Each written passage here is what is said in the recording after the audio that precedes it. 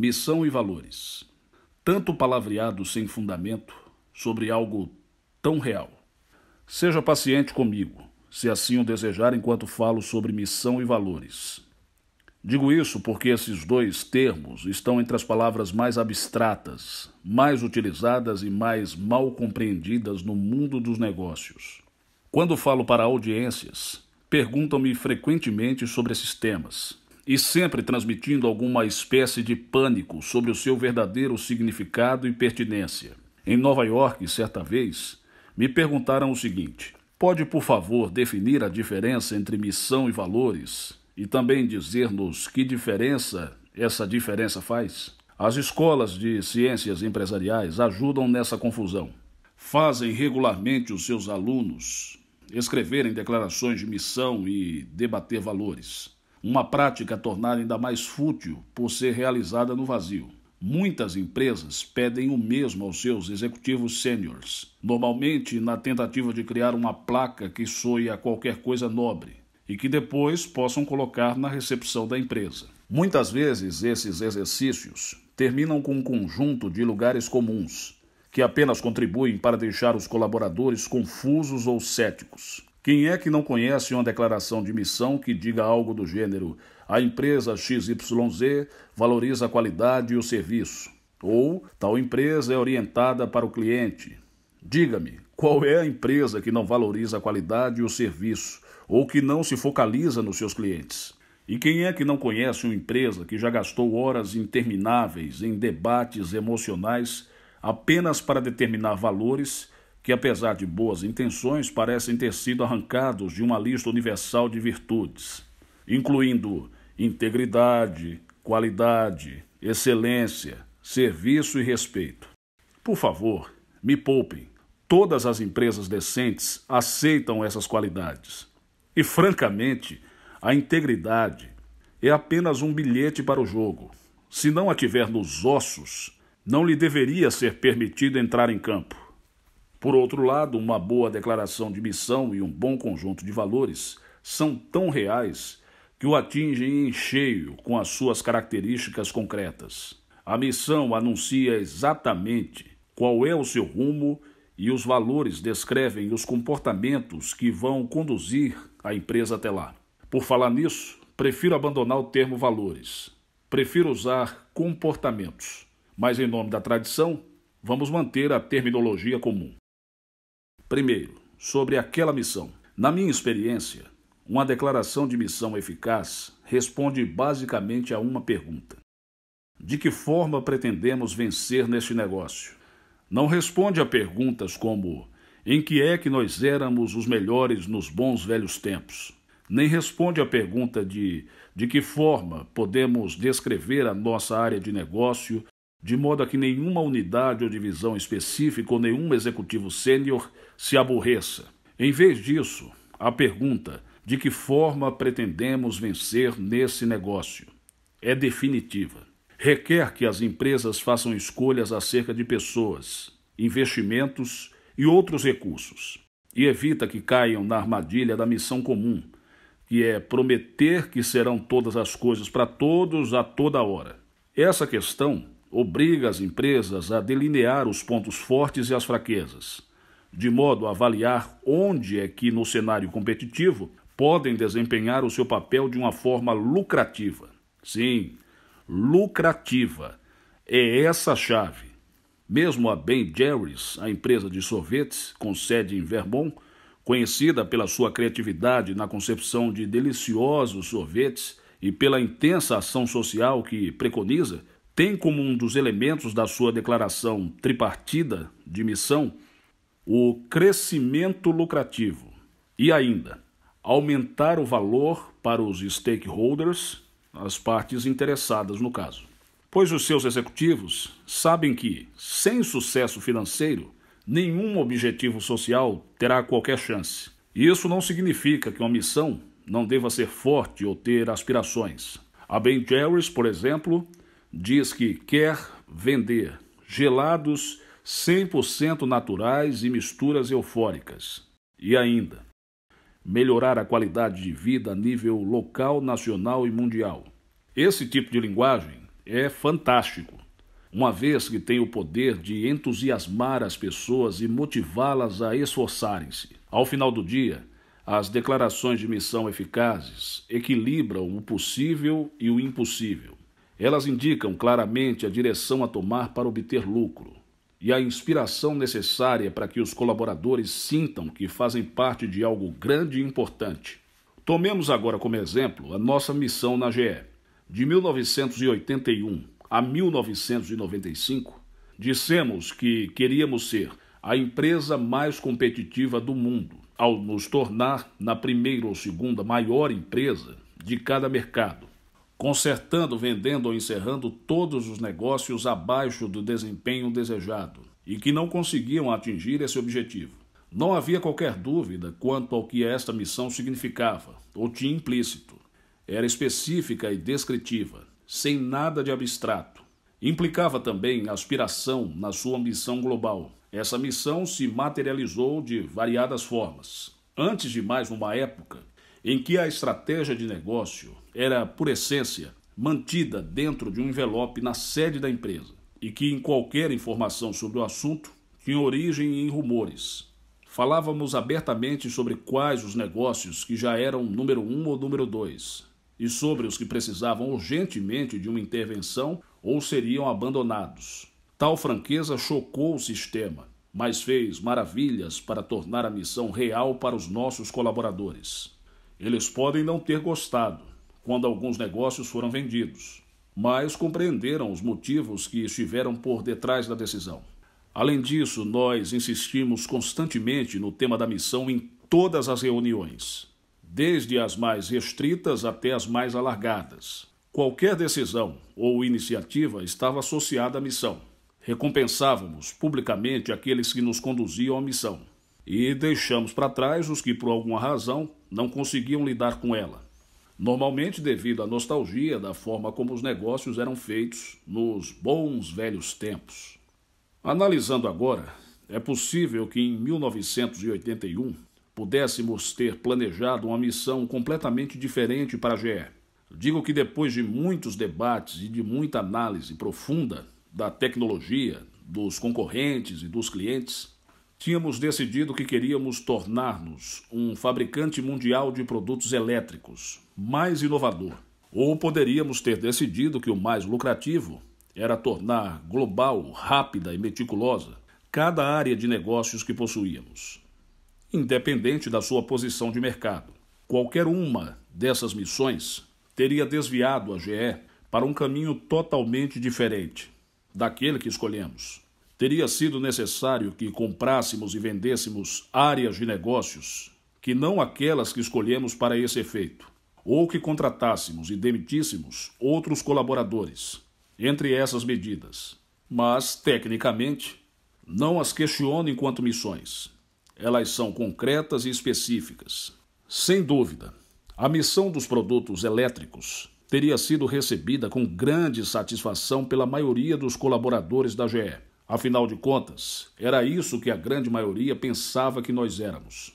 A missão de foco global teria provavelmente alarmado outros. As mudanças bruscas normalmente provocam esse efeito.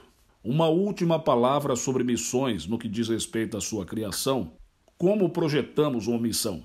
Na minha opinião, é muito simples. Pode receber ideias de todos os cantos, de todos os lados, e deve ouvir as pessoas inteligentes de todos os quadrantes. Mas estabelecer uma missão é da competência dos gestores de topo. Uma missão não pode e não deve ser delegada a mais ninguém, senão a quem é responsabilizado pela mesma. Com efeito, uma missão é o momento de definição da liderança de uma empresa. É um verdadeiro teste à sua substância. E agora, sobre aqueles valores, conforme mencionei anteriormente, os valores são apenas comportamentos específicos, diretos e de tal forma descritos que deixam pouco espaço para a imaginação. As pessoas devem conseguir usá-los como se tratassem de ordens de marcha, pois são como o da missão, os meios que conduzem até um fim: vencer. Contrariamente aos que acontece na criação de uma missão, todos os colaboradores de uma empresa devem ter algo a dizer sobre os valores. Sim, pode ser um empreendimento confuso. É verdade. Numa pequena empresa, todos podem ser incluídos no debate sobre os valores, em qualquer tipo de reunião. Numa organização maior, é muito mais difícil, mas pode recorrer a reuniões que abranjam toda a empresa, a sessões de treinamentos e outros, para reconhecer o máximo possível de opiniões pessoais, bem como a intranet, quando pretende entrar a um conjunto mais vasto de ideias. Obter uma maior participação faz realmente uma grande diferença, permitindo-lhe obter mais pontos de vista e mais ideias. E no final do processo, que é o mais importante, muito mais poder de negociação. A propósito, o verdadeiro processo de criação de valores tem que ser interativo. A equipe executiva pode sugerir uma primeira versão, mas deve tratar-se apenas disso, uma primeira versão. Esse tipo de documento deve ser visto por todos na empresa, para que seja manuseado e analisado minuciosamente. Muitas vezes. E a equipe executiva deve ir para o terreno, para se certificar que criou um ambiente para o qual as pessoas que lá estão se sentem na obrigação de contribuir. Se alguém trabalha numa empresa e o fato de defender o seu ponto de vista o deixa cansado, exausto, o método de desenvolvimento de valores não vai dar resultado. Eu compreendo isso. Enquanto lá continuar, vai ter que viver com a placa na recepção do edifício que só diz banalidades. No entanto, se estiver inserido numa empresa que recebe bem o debate, e isso acontece em muitas, devia recriminar-se de não contribuir para o processo. Se deseja valores e comportamentos que compreende e com os quais vive de consciência tranquila, vai ter que os defender. O que está por trás? A questão está nos pormenores essenciais. Quando eu fui nomeado presidente executivo pela primeira vez, fui culpado por ter aprovado valores vagos e muito secretos. A título de exemplo, em 1981, escrevi no relatório anual da empresa que os líderes da GE enfrentam a realidade, vivem a excelência e sentem o que é a posse. Esses lugares comuns devem ter soado bem, mas estavam longe de descrever comportamentos reais. Por volta de 1991, fizemos muitos progressos. Ao longo dos 3 anos anteriores, mais de 5.000 colaboradores tinham gastado alguma parte do seu tempo na participação do desenvolvimento dos nossos valores. O resultado foi muito mais concreto e gravamos esses valores nos cartões de visita. O texto incluía imperativos como: haja como se não houvesse fronteiras. Procure e aplique sempre as melhores ideias, independente da sua origem. E ainda, seja intolerante para com a burocracia. Ou ainda, veja a mudança como uma oportunidade de crescimento. Como é óbvio, alguns desses comportamentos exigiam posteriores explicações e interpretações. E foi o que fizemos a toda hora. Nas reuniões, durante avaliações e até quando nos encontrávamos, ocasionalmente, junto ao refrigerador de água. Desde que eu saí da GE, percebi que poderíamos ter ido muito mais longe na troca de ideias sobre valores e comportamentos. Em 2004, observei Jamie Dimon e Bill Harrison trabalhando para desenvolver valores e comportamentos para a nova empresa, criada através da fusão da Bank One e do JP Morgan Chase. Os documentos que utilizaram para iniciar o diálogo vieram do Bank One e enumeravam valores e os respectivos comportamentos da forma mais pormenorizada que eu alguma vez tinha visto. Pense neste valor. Abre aspas. Tratamos os clientes da forma como gostaríamos de ser tratados. Fecha aspas. É facilmente compreendido, mas o Bank One identificou literalmente os 10 ou 12 comportamentos que tinham dado vida a esse valor. Eis alguns deles. Nunca permita que os conflitos centralizados nos lucros o impeçam de fazer aquilo que é correto para o cliente. Ofereça aos clientes um negócio bom e justo. Boas relações com os clientes levam tempo. Não tente maximizar lucros de curto prazo em detrimento da criação dessas relações duradouras. Procure sempre formas para ser mais fácil fazer negócio conosco. Comunique diariamente com seus clientes. Se estiverem falando com você, não poderão estar falando com o concorrente. Não se esqueça de agradecer. Outro valor que o Bank One tinha era: lutamos para ser o fornecedor com mais baixos custos, através de operações muito boas e eficientes. Alguns dos comportamentos recomendados eram: sem excessos é melhor. Elimine a burocracia. Reduza implacavelmente os desperdícios. As operações devem ser rápidas e simples. Valorize o tempo de ambas as partes. Invista em infraestruturas. Nós somos quem deve conhecer melhor o nosso negócio. Não precisamos de consultores que nos digam o que deve ser feito. Se esse nível de detalhes lhe parece sufocante e até doutrinário, eu compreendo. A primeira vez que vi o documento da Jamie sobre valores e comportamentos, composto por 5 páginas, com espaçamento simples entre as linhas, quase caí para o chão. Mas quando li, eu percebi o seu poder. Com todas as histórias que ouvi nos últimos anos por parte de colaboradores de empresa de todo o mundo, eu estou convencido de que não é possível ser demasiado específico sobre os valores e comportamentos associados. E está no apoio. A clareza em torno de valores e de comportamentos vai ser inútil se não existir uma base de apoio. Para que os valores tenham realmente significado algo, as empresas têm de recompensar aqueles que os exibem e castigar, entre aspas, os que não o fazem. Acredite em mim, assim vai ser mais fácil vencer. Digo isto porque sempre que tivemos de pedir a alguns dos nossos gestores de elevado desempenho para ir embora por não demonstrar os valores, nós dizíamos publicamente, e a organização reagiu incrivelmente bem. Essas pesquisas anuais, realizadas ao longo de uma década, os colaboradores diziam-nos que éramos uma empresa que vivia cada vez mais os seus valores. Isso fez com que todos se empenhassem ainda mais em vivê-los também. E à medida que os resultados de satisfação dos colaboradores melhoravam, o mesmo acontecia com os resultados financeiros. E por último, a interligação. Uma missão concreta é fantástica. E os valores que descrevem comportamentos específicos também são. No entanto, para que a missão e os valores de uma empresa realmente funcionem em conjunto, na qualidade de proposta vencedora, é preciso que sejam mutualmente reforçados.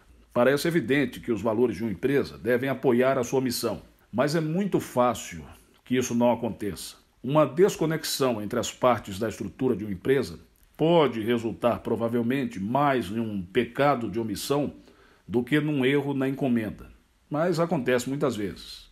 No cenário mais comum, a missão de uma empresa e os seus valores entram em ruptura devido a pequenas crises no cotidiano do mundo dos negócios. Um concorrente transfere-se para a sua cidade e baixa os preços, e você revela a sua missão de competir pelo máximo de prestação de serviço ao cliente. Ou então a sua empresa cai num ciclo conjuntural desfavorável, o que o leva a reduzir o orçamento destinado à publicidade, esquecendo assim que a sua missão é desenvolver e promover a sua marca. Esses exemplos de desconexão poderão parecer irrelevantes ou temporários, mas quando não se presta atenção, podem realmente prejudicar uma empresa. Com efeito, no pior dos cenários, eles podem literalmente destruir um negócio.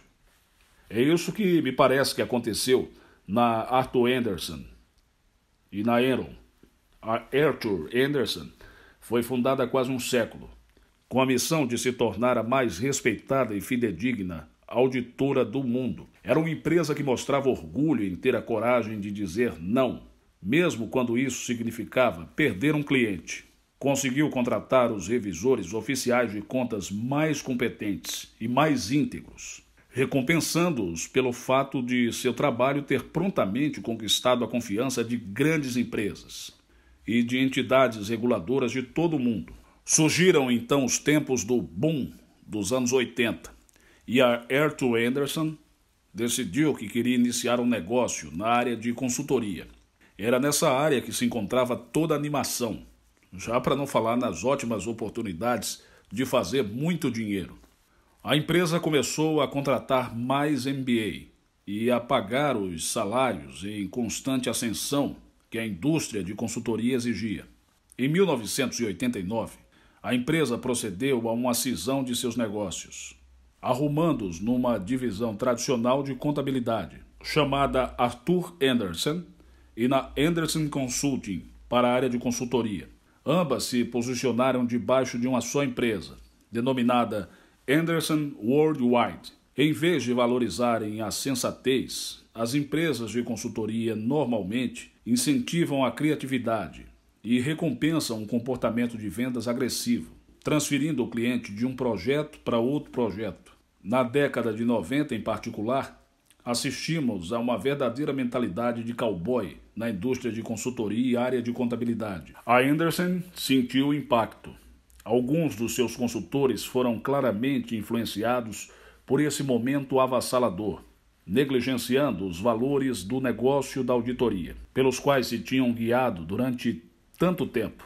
Durante grande parte dos anos 90, a Arthur Andersen foi uma empresa em guerra consigo própria. O negócio de consultoria estava a subsidiar a vertente da auditoria, e isso não lhe agradava. E pode ter a certeza de que a vertente da auditoria não se perdia de amores pela fanfarronice da classe consultora. Nessas circunstâncias, como poderiam as pessoas saberem a resposta para perguntas como: qual é a verdadeira missão? Que valores são mais importantes? E de que forma devemos nos comportar? Consoante o lado da empresa em que se estava, a resposta seria diferente. E foi fundamentalmente por isso que os parceiros terminaram na justiça, tentando entender como deveriam dividir os lucros da empresa. Em 2002, a empresa acabou desmoronando, em grande parte devido à desconexão entre a missão e os valores. De certa forma, foi o mesmo tipo de dinâmica que esteve por trás do colapso da Enron. No início, a Enron era uma empresa simples e bastante comum, de oleodutos e de energia. Os mais responsáveis estavam concentrados em transferir o gás do ponto A para o ponto B, da forma menos dispendiosa e o mais rápido possível. Uma missão que desempenhavam muito bem, por terem conhecimentos especializados sobre a obtenção e a distribuição de energia. Foi então que, tal como aconteceu com a Arthur Andersen, a empresa alterou a sua missão. Alguém teve a ideia de transformar a Enron numa empresa comercial. Uma vez mais, o objetivo era crescer rapidamente. Na Arthur Andersen, os auditores que usavam viseiras verdes acima dos olhos estavam compartilhando seu espaço de trabalho com MBAs que vestiam ternos Armani. Na Enron, falando também em sentido figurado, os homens que usavam ternos baratos começaram de um dia para o outro a compartilhar o elevador com MBAs que usavam suspensórios. A nova missão da Enron significava concentrar-se primeiro na comercialização de energia e depois na comercialização de tudo. Essa mudança foi talvez bastante estimulante na época, mas obviamente ninguém parou para entender e divulgar explicitamente que valores e comportamentos correspondentes deveriam estar por trás de um objetivo também estonteante. A mesa onde se realizavam as transações era o local onde se devia estar, e as áreas de negócios dos oleodutos e de energia passaram para o segundo plano. Infelizmente, não existiam meios para controlar e fazer o balanço geral à população que usava suspensórios. E foi nesse contexto de ausência de contexto que se deu o colapso da Enron. Assim como na Arthur Andersen, essa história de desconexão entre uma missão e seus valores acabou na perda de postos de trabalho para milhares de pessoas inocentes. Foi uma tragédia. Este capítulo começou com a observação de que pessoas do mundo dos negócios falam muito sobre missão e valores, mas muitas vezes o resultado é mais palavreado do que verdadeira ação. Ninguém quer que seja assim, mas o caráter majestoso e a imprecisão inerentes a ambos os termos parecem fazer com que as coisas terminem dessa forma. Há muito a se perder quando não se cumpre a missão sem desvios. E quando não se tornam os valores concretos? Não estou falando que a sua empresa vai desmoronar, como aconteceu com a Ayrton Anderson e a Enron. Esses são exemplos extremos da dissipação de uma missão e dos respectivos valores. O que eu quero dizer é que a sua empresa não chegará nem perto do seu pleno potencial se tudo o que a orientar se resumir a uma lista de banalidades agradáveis, expostas na recepção de entrada da sua empresa. Eu cheguei à conclusão que definir uma boa missão e desenvolver os valores que a apoiam é algo que demora tempo e requer um enorme compromisso. Em tempos em que deveria ir a caminho de casa, estará no meio de reuniões muito demoradas, onde irá imperar a discórdia. Vai haver debates através de e-mail, quando o que mais se desejava era poder estar trabalhando.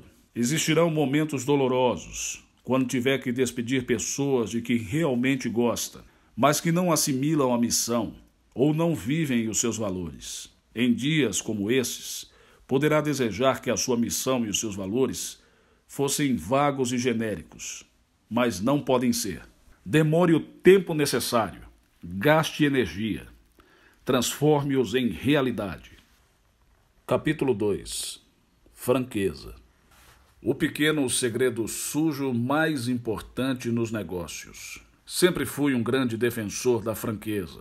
Com efeito, sempre a defendi nas audiências da GE durante mais de 20 anos. Mas desde que me aposentei, percebi que subestimei a sua raridade. Na verdade, chamaria falta de franqueza o pequeno segredo sujo mais importante nos negócios. É um grande problema. Basicamente, a falta de franqueza bloqueia ideias inteligentes, limita uma ação rápida e que bons profissionais contribuam com todo o seu valor. É letal. Quando se é franco e tem em mente que nunca chegará a ser por completo, tudo funciona de forma mais rápida e melhor. Quando aqui me refiro à falta de franqueza, não estou falando de desonestidade maliciosa. Estou me referindo à forma como muitas pessoas, muitas vezes, instintivamente não se expressam com franqueza. Elas não se comunicam de forma direta, nem colocam ideias com vista a estimular o verdadeiro debate. Simplesmente não se abrem. Pelo contrário, retêm os comentários e as críticas. Ficam caladas, para que os outros se sintam melhores ou para evitarem conflitos e escondem as más notícias, para que se mantenham as aparências, guardam tudo para si, acumulando informação. Tudo isso é falta de franqueza e é absolutamente devastador. E, no entanto, a falta de franqueza está presente em quase todos os aspectos dos negócios. Nas minhas viagens durante os últimos anos, tenho ouvido histórias de centenas de pessoas que trabalhavam em empresas diferentes e que descreviam a completa falta de franqueza com que se confrontavam no dia a dia, em todo tipo de reunião, desde a orçamentação e revisão de produtos até as sessões de definição de estratégias. As pessoas referem-se à burocracia, à hierarquização, à politização e à ausência de boas maneiras que a falta de franqueza ajuda a desenvolver. Questionam-se sobre como as suas empresas poderão ser espaços onde as pessoas colocam seus pontos de vista em cima da mesa, falam do mundo de forma realista e debatem ideias de todos os ângulos. Ouço com bastante frequência que existe falta de franqueza nas avaliações de desempenho. Na realidade, ouço falar disso tantas vezes que acabo sempre pedindo às audiências que levantem a mão quando as questiono sobre quantos de vocês tiveram direito a uma sessão de feedback honesta, olhos nos olhos, durante o último ano, sabendo exatamente o que tinham de fazer para melhorar e qual o seu lugar na organização. Num dia bom, eu consigo que 20% levante a mão. A maioria das vezes, esse número está mais perto dos 10%. Curiosamente, quando inverto a pergunta e questiono a frequência com que essas pessoas fizeram uma avaliação honesta e franca da sua equipe, os números não melhoram muito. Esqueça a concorrência externa, quando o seu pior inimigo é a forma como a comunicação acontece internamente. O efeito franqueza. Vamos nos debruçar sobre como a franqueza nos permite vencer. Existem 3 formas principais. Primeiro, e antes de mais, a franqueza envolve mais pessoas nas conversas. E quando isso acontece, é óbvio que se obtém uma maior riqueza de ideias, o que quer dizer que surgem muito mais ideias que são debatidas, postas de lado ou melhoradas. Em vez de todos se calarem, todos se expressam e aprendem. Qualquer organização, ou unidade, ou equipe, que consiste em um maior número de pessoas e respectivas mentalidades para um debate, consegue uma vantagem imediata. Segundo, a franqueza gera rapidez. Quando as ideias estão na frente de todos, podem ser rapidamente debatidas, alargadas e melhoradas, sendo possível atuar com base nelas. Essa abordagem, superfície, debate, melhoria, decisão, não é apenas uma vantagem, é uma necessidade que se impõe no mercado global. Pode ter certeza de que qualquer empresa, no seu começo, no fundo da sua rua, em Xangai ou Bangalore, mesmo que tenha apenas 5 pessoas, consegue agir mais depressa. A franqueza é o único caminho a seguir. Terceiro, a franqueza reduz custos. Muito. Se bem que seja impossível alcançar um número exato. Pense na forma como elimina reuniões sem sentido e relatórios sem qualquer utilidade que confirmam o que todos já sabem. Pense em como a franqueza substitui as apresentações vazias de ideias, expostas em complicados slides de PowerPoint, e as entediantes reuniões de sócios, fora de portas, por conversações reais, sejam sobre a estratégia da empresa, a introdução de um novo produto ou o desempenho de alguém. Reúna todos os benefícios e eficiências que a franqueza lhe proporciona e vai entender que não pode se dar ao luxo de não ser franco. Então, por que não? Atendendo às vantagens da franqueza, tem de pensar no porquê de não haver mais sinceridade. Bem, o problema começa cedo. O fato é que nos ensinam, logo desde a infância, a atenuar as más notícias ou a embelezar os assuntos incômodos. Isso acontece em todas as culturas, em todos os países, em todas as classes sociais. Independentemente se você vive na Islândia ou em Portugal, não fala mal da comida da sua mãe ou chama o seu melhor amigo de gordo. Ou diz a uma velha tia que não gostou do presente de casamento que ela deu. Simplesmente você não faz. O que aconteceu num coquetel fora da cidade, para o qual fui recentemente convidado, é um clássico. Em torno de vinho branco e rolos de sushi, uma mulher que estava num grupo, com outras 5 pessoas, começou a lamentar a horrível pressão a que estava sujeito o professor de música da escola primária local. Os outros convidados concordaram, dizendo que os alunos do 4º ano eram suficientemente indisciplinados, que deixariam qualquer um maluco. Felizmente, antes do professor de música ser canonizado, uma outra convidada entrou na conversa, dizendo: "Vocês estão malucos? Esse professor tem 15 semanas de folga por ano." Ela virou-se para o médico que estava no grupo, que estava concordando com a cabeça, e disse: "Robert, você toma decisões de vida ou morte todos os dias. Então você não deve acreditar nessa história triste, não é?" E assim a conversa acabou. A convidada que tinha acabado de chegar afastou todos os outros, a maioria dos quais foram para o bar. A franqueza deixa as pessoas nervosas. Claro que esse foi um exemplo ligeiro, mas quando se tenta compreender a franqueza, na verdade, está-se tentando compreender a natureza humana. Durante centenas de anos, psicólogos e sociólogos estudaram o porquê de as pessoas não dizerem aquilo que pensam, e os filósofos têm refletido sobre o assunto há literalmente centenas de anos. Uma grande amiga minha, Nancy Bauer, é professora de filosofia na Universidade de Tufts. Quando lhe falo sobre franqueza, diz-me que a maior parte dos filósofos chega às mesmas conclusões, a que a maioria de nós, simplesmente leigos, chegamos com a idade e a experiência. Em certo tempo, acabamos percebendo que as pessoas não falam o que pensam, porque é mais fácil não fazer. Quando diz as coisas exatamente como elas são, pode facilmente criar uma grande confusão. Raiva, dor, confusão, tristeza, ressentimento, enfim. Para piorar as coisas, depois vai se sentir obrigado a desdizer, o que pode ser terrível, embaraçoso e uma perda de tempo. Assim, justifica a sua falta de franqueza com o fato de evitar a tristeza ou a dor em uma outra pessoa, defendendo que não dizer nada ou dizer uma pequena mentira piedosa é a atitude mais simpática e decente. Mas, na verdade, segundo Nancy, Os filósofos clássicos, como Immanuel Kant, dão poderosos argumentos para a perspectiva de que não ser franco acaba sempre por ser algo do nosso próprio interesse, uma vez que torna a nossa vida mais fácil. Nancy me explicou que Kant tinha também uma outra justificativa, a de que as pessoas se sentem fortemente tentadas a não serem francas, porque não olham para o que realmente acontece. Elas preocupam-se com o fato de que, quando falam o que pensam e as notícias não são boas, terem grandes probabilidades de afastarem os outros.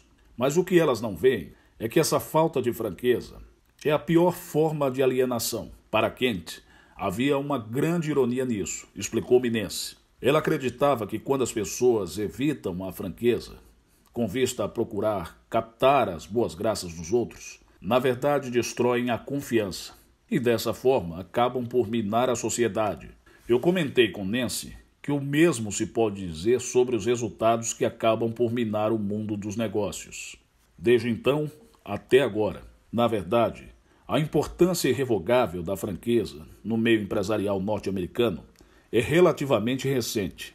Até inícios da década de 80, as grandes empresas como a GE e milhares de outras, independentemente de sua dimensão, funcionavam em grande medida sem essa franqueza. Essas empresas eram produto do complexo militar industrial que floresceu depois da Segunda Guerra Mundial. Não tinham praticamente concorrência global com efeito. Assim, as empresas inseridas nas indústrias eram tão semelhantes umas às outras que muitas vezes mais pareciam colegas do que concorrentes. Vamos usar como exemplo a indústria metalúrgica. Mais ou menos de 3 em 3 anos, os sindicalistas de várias empresas exigiam salários mais elevados e mais benefícios. As empresas metalúrgicas concordavam com essas exigências, transferindo seus custos acrescidos para a indústria de automóvel. E aí, por sua vez, transferiu o aumento de custos para o consumidor. Era uma grande festa, até que apareceram os japoneses, com seus automóveis importados a baixo custo e de qualidade média, que em meia dúzia de anos se transformaram em automóveis de baixo custo e de alta qualidade, muitos deles produzidos em fábricas norte-americanas, onde não existiam sindicatos. Mas até a ameaça estrangeira se ter disseminado, a maioria das empresas norte-americanas tinham pouco a ver com o tipo de debate franco e ação rápida que caracteriza uma organização pautada pela sinceridade.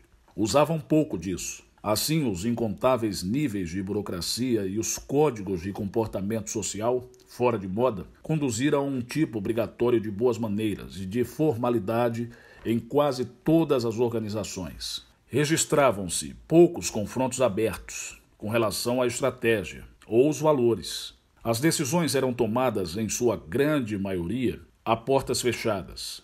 E quando era tempo de avaliações, estas também eram realizadas com uma espécie de distância cortês. Os profissionais com bons desempenhos eram elogiados, mas, como as empresas eram tão fortes a nível financeiro, os profissionais com desempenhos mais medíocres podiam ser colocados na prateleira, em um departamento ou numa unidade afastada até a idade da aposentadoria.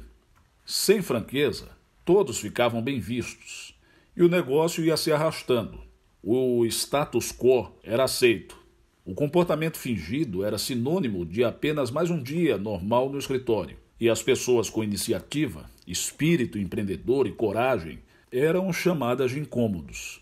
Ou pior, talvez você pense que, atendendo a todas as suas vantagens competitivas, a franqueza vai ter um efeito, uma entrada gigante como os japoneses. Mas o Japão não fez com que isso acontecesse. Nem a Irlanda, o México, a Índia ou a China, só para nomear alguns dos que mais mexem com o mercado global nos dias de hoje. Em vez disso, a maioria das empresas atacou a concorrência global através de meios mais convencionais, layoffs, reduções drásticas de custos e, nos melhores casos, inovação. A franqueza, apesar de começar a querer ganhar campo, ainda continua a ser uma parte ínfima do arsenal. Pode ser possível. Vamos falar agora das verdadeiras más notícias. Se bem que a franqueza seja vital para vencer, é difícil e demora tempo a ser adotada em qualquer grupo, independentemente da dimensão desse grupo. É difícil porque se está desafiando a natureza humana e comportamentos organizacionais muito enraizados. E demora muito tempo, pode levar vários anos. Na GE demorou quase uma década até conseguirmos utilizar a franqueza como um método usual. E esta ainda não tinha se tornado universal 20 anos depois. Mesmo assim, pode ser possível. Não há nada de científico nesse processo. Para obter franqueza, recompense-a, elogie-a, fale sobre ela. Faça das pessoas que a demonstram heróis públicos. Acima de tudo, demonstre-a de forma exuberante e até exagerada, mesmo que não seja o chefe. Imagine-se durante uns segundos numa reunião em que o assunto é crescimento e a forma de o alcançar numa divisão à moda antiga. Estão todos sentados à volta da mesa. Estamos falando de maneira civilizada sobre a dificuldade em vencer neste mercado ou indústria em particular. Debatem a grande concorrência. Apresentam as mesmas velhas razões para o fato de não conseguirem crescer. E, na verdade, estão saindo-se bem nessas condições. Com efeito, dessa forma, quando a reunião termina, já tiveram as palmadinhas nas costas um dos outros pelo sucesso registrado, entre aspas, dadas as circunstâncias, fecha aspas. A sua cabeça está quase explodindo ao mesmo tempo que diz, lá vamos nós de novo. Eu sei que o Bob e a Mary, que estão nessa sala, sentem o mesmo que eu. A complacência que aqui se vive está nos matando. Externamente, os três entraram nas regras do jogo. Concordam com os aceninhos de cabeça. Agora imagine um ambiente onde assume a responsabilidade para com a franqueza. Você, o Bob e a Mary fariam perguntas como: não existirá um produto novo ou uma ideia para um serviço nessa área em que nós ainda não pensamos? Será possível revitalizar essa área com uma aquisição? Esse negócio está consumindo muitos recursos. Por que não nos livramos dele? Que reunião tão diferente, não? Muito mais dinâmica e melhor para todos. Outra situação que acontece constantemente é a existência de um negócio que apresenta um elevado crescimento, gerido por uma multidão muito satisfeita consigo própria. Já sabe qual é o cenário na reunião de planejamento de longo prazo. Os gestores aparecem com crescimentos de 2 dígitos, digamos aí uns 15%, passam vários slides para mostrar como estão se saindo bem. Os gestores de topo acenam a cabeça em sinal de aprovação, mas você está ali sentado e sabe que há muito mais para se tirar desse negócio. Para compor as coisas, quem está apresentando os slides é seu par. Existe no ar aquele antigo código implícito. Se tu não contestar o que eu faço, eu também não vou me meter no que você faz. Honestamente, a única forma que conheço para me livrar dessa situação é introduzir a franqueza. É sondar dizendo num tom que não seja considerado ameaçador. Rapaz, tu és mesmo bom.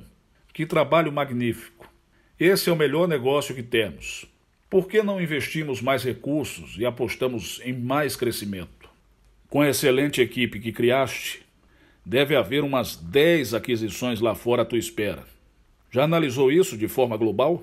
Essas perguntas e outras semelhantes têm o poder de mudar o rumo de uma reunião, que passa de um desfile de autoelogios para uma estimulante sessão de trabalho, verdade e consequências. Nesse momento é possível que esteja pensando que não pode colocar essas perguntas porque não quer ser visto como um tolo. Quer ser um jogador da equipe. É verdade que os comentários francos começam sempre perturbando as pessoas. Com efeito, quanto mais educada, burocrática ou formal for a sua organização, mais a sua franqueza assustará e perturbará as pessoas. E, é verdade, isso pode, entre aspas, matá-lo. É um risco, e apenas você pode decidir se está disposto a assumi-lo. Você não vai ter a vida mais fácil por introduzir franqueza na sua organização, se estiver perto do topo. Mas não culpe o seu chefe ou presidente executivo se faltar franqueza na sua empresa. O diálogo aberto pode começar em qualquer lugar. Eu disse aquilo que pensava quando estive com 4 colaboradores em Norwell, a unidade mais pequena e mais recente de uma empresa fortemente hierarquizada, que não aceitava muito bem a conversa sem rodeios. Era muito novo e não fazia ideia do que era politicamente correto para perceber isso no tempo. Porém, eu estava protegido porque o nosso negócio crescia a olhos vistos. Se nós tivéssemos coragem para sermos francos, não nos sentiríamos daquela forma naquele tempo. Não sabíamos o suficiente para compreendermos o que era franqueza.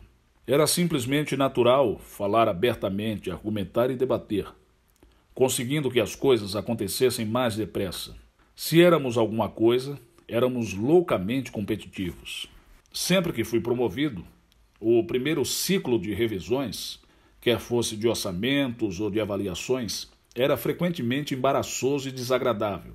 A maior parte da equipe que eu geria não estava habituada a debates abertos sobre tudo.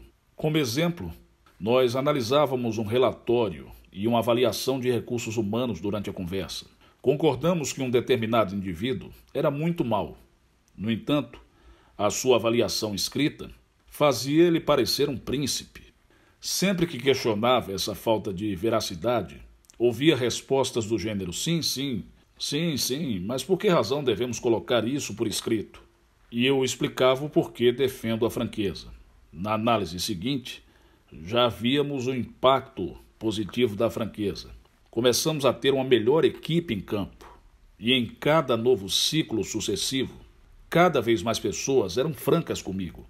Mesmo assim, ainda não estávamos todos em sintonia.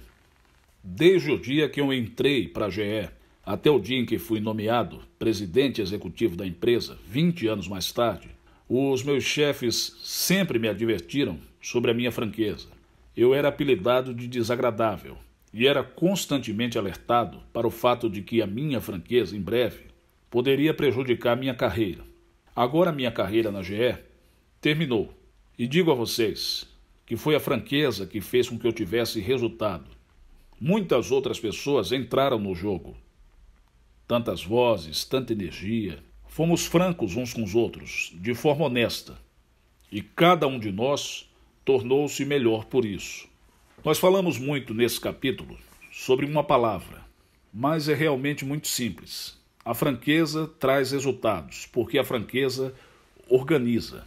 Sim, todos concordam que a franqueza desafia a natureza humana, mas também desafia a natureza humana a acordar todos os dias às 5 da manhã para pegar o metrô das 6h10 e também, quando precisa, almoçar na sua mesa para não perder uma importante reunião às 13. Mas em nome da sua equipe e da sua organização, você faz muitas coisas que não são fáceis. O que é positivo na franqueza é que é algo não natural que vale realmente a pena. É impossível imaginar um mundo em que todos saem na rua dizendo a toda hora o que realmente pensam. E provavelmente nem desejaria que assim fosse. Seria muita informação. Mas mesmo que nós fiquemos no meio do caminho, a falta de franqueza deixará de ser o pequeno segredo sujo mais importante nos negócios. Será a sua maior mudança para melhor.